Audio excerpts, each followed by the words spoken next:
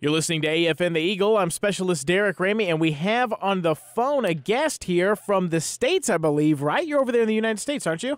Yes, sir, I am. I'm Martin Jackson. I'm with the Defense Commissary Agency out of the West and Pacific area office. Great. So we've got you on the phone here because there's something going on with the commissary. So I've noticed, and some other people have noticed, that there's a few items missing, and they're in short supply there at the commissary, especially the chilled items. So what's going on? Actually, what's happened is we've had out-of-stock issues involving chilled items coming from the U.S., and for the most part, those deliveries have been anywhere from 10 to 15 days late. And as you know, this has affected a lot of our commissaries in Hawaii, Guam, Korea, and Japan, and Okinawa. Mm-hmm. Apparently what's happened is on the West Coast, there's been some port slowdowns related to negotiations between the Pacific Maritime Association and labor unions representing the West Coast dock workers that have caused these delays. There have been other issues that have evolved, but most of the issues we've had have been with the delays coming from the port. Okay, so these delays at the port, you know right now, like when these delays may end? No, we don't. Matter of fact, it's encouraging. I'm glad that you brought that up. Uh-huh. The federal mediators are supposed to be involved with the negotiations involving the issues that they're having with the ports. However, at this point in time, we really don't know when that problem will be solved. Right, so that's the main delay. That's the main issue going on. So what is DeCA doing to get around this? What are they doing to get these items back on the shelf? Actually, what we've done is we've looked at our chill items such as yogurt, lunch meats, butter, and fresh bone-in meats and fresh pork are vulnerable because of the short shelf life, and because we have a short shelf life. The items don't hold up very well when they're in containers, and a lot of our containers are behind schedules because of what's happened at the port. Yeah. And because they have such a short shelf life or sell-by date on those, by the time they get to where they need to be, they're either going out of date or they're out of date already at the time of delivery, causing the out-of-stock conditions that a lot of our valued customers are experiencing on a day-to-day basis. But what we've done is we've stepped out and made the decision to start air freighting dairy items, some of the items I mentioned, such as produce, yogurts, cottage cheese, and other items to Korea, Okinawa, and mainland Japan. Right. So you're airlifting. What does that mean? You're throwing them on planes, and then those are coming over here, and they're just shipping by air now, rather than boat? Actually, what we're doing is we're actually loading them on a ship. Instead of them going on a ship, we'll put them directly on a plane. The planes will land in, there's 4 locations that we've have earmarked to take those flights. That merchandise will be offloaded, sorted and segregated for each one of the stores it's earmarked to, and it'll be transported to those stores. And then you should probably start seeing some of that merchandise by Friday and Saturday of next week. Great. So I have to say that what I've noticed being missing most is the cottage cheese. That's what I've been going in there for. I'm looking for the cottage cheese. It's not there. Now, when it gets here, when they're airlifted here, is it going to cost any more? Are the prices going to change? Absolutely not. The cost of transportation is not included in the cost of goods. The customers will see absolutely no increase in cost for the cost of the air freight. Okay, great. So you said that we can expect to see some of these items. What specifically are the items? Is it just the chilled items, perishable shelf items? What all can people start to expect to be seeing in the next couple weeks? We're looking strictly right now at the present time at yogurts, cottage cheese, sour cream, and other items that are close dated.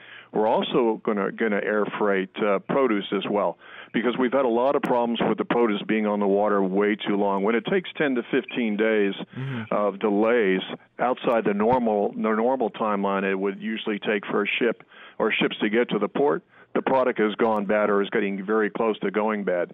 In order to assist our customers and have a fresher product, you'll have great code dates and you'll have a lot better produce than we've ever had before, because instead of it taking all that time to stay on the water, it's just going to fly by air. So you'll see a much better dates of the product that we currently have on hand today, as well as better produce. As most of you know that shop in our commissaries, we've had a lot of out-of-stock conditions, and mainly most of those out-of-stock conditions were from the movement or the slow movement of merchandise coming from the U.S. ports. With that being said, the local negotiators are currently working with the docks with the dock workers as at this present time, but we don't know when that's going to actually take place or when there's going to be any solution to that problem. We have had a lot of problems with chilled items, especially yogurts and sour cream and cottage cheese and other items that usually under normal conditions would get to the ports and be at the stores with enough shelf life left on them where you wouldn't have to worry about that product. Well, that's not what's happening.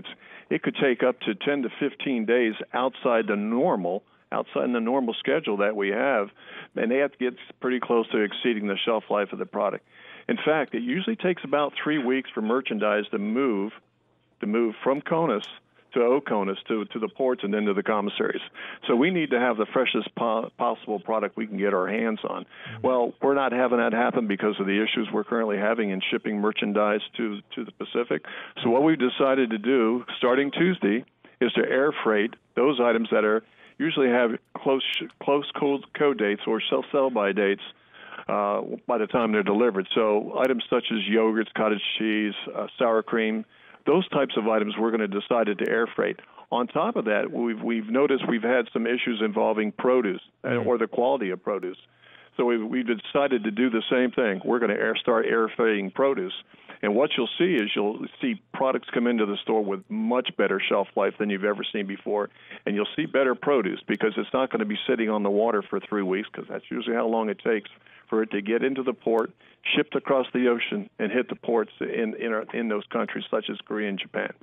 Right, so that's some good news for everybody out there. If you've been in the commissary, you're looking for something specific, it's going to start showing up soon. Now, if somebody needs to know, like, the day, they need to know when it's showing up because they've been craving it, they want it, what can they do? Can they talk to the store management, and how else can store management help them?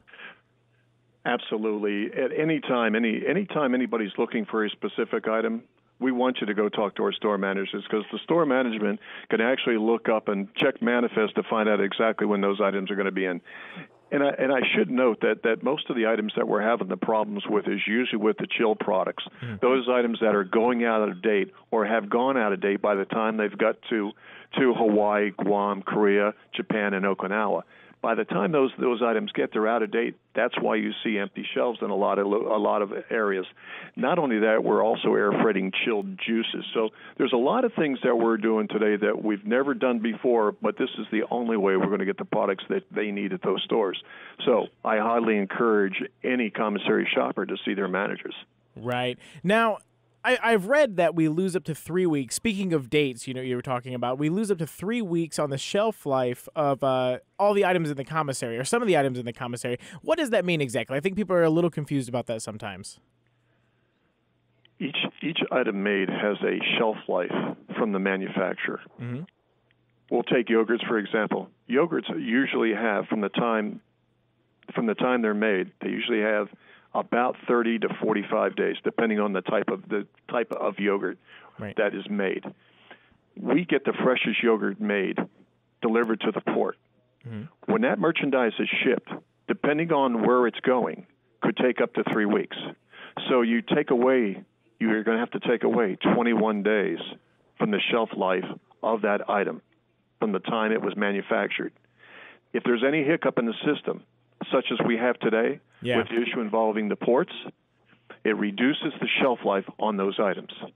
Yogurt happens to be an item like sour cream and things of that nature. When they go out of date, we don't extend the dates, and they're not consumable. So we wind up discarding it. The only way that we can get the fresh products, that we know that we can get the fresh products to our valued customers, is to air freight. Right. It really is one of those kind of eye-openers where you get to see the whole process that's going on here, that there's not just food on the shelf. It takes 3 weeks to get here. There's all these other complications. It's a lot of process to get food, that yogurt, over from the United States over here into a Pacific commissary, like the Yongsan commissary here. So, it's great to see that you guys are doing something. You're doing a lot, actually. You're doing everything you can to get this food over here. Is there anything else you'd like to add for the listeners here in Korea? I don't want anybody to think that we're not doing everything we can. We have multi-ships that are floating as we speak. Mm-hmm. There's ships coming behind the ships we already have, because we've decided to step up the shipment of ships hoping that those ships will catch up with each other and we can have the products into port in Korea or in Japan. So it makes no difference. We're trying to do everything we can to step up those deliveries, to have more product on the water so we can improve our in-stock position for our valued customers. But I can tell you, we'll continue to air freight merchandise until such time we can't air freight anymore, because we're back to some normalcy as far as items moving from the U.S. to overseas. Right. And we care about our customers, and we're going to do everything humanly possible that we can do to get the product there. Awesome, sir. Well, thank you for calling in. That was a lot of good information. It should help a lot of people out and, alleviate some confusion that's been going on there in the commissaries.